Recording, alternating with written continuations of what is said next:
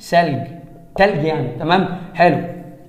لما التلج ده هيدوب هينزل في شكل ميه كده، اول ما هيلاقي اي حاجه هيفتتها، فيحصل تفتيت لمين؟ لمنطقه الجبال دي. تمام، بداوا يتجمعوا في مناطق كده، يعني الرواسب دي بدات تتجمع في مناطق كده مع بعضها. الرواسب اللي نتجت نتيجه الثلاجات او نزول الثلاجات بفعل مين؟ بفعل الجاذبيه الارضيه. التلج نزل داب، قام مفتت مين؟ الرواسب كلهم اتجمعوا في منطقه واحده. حلو، في منطقه واحده. فيجنر بقى لقى موجود الرواسب دي. خلي بالكم الرواسب دي يا جماعه كانت موجوده في نهايه حقبه الحياه القديمه، يعني هنا في نهايه حقبه الحياه القديمه اللي هي في نهايه العصر البرمي وبدايه الطباشيري.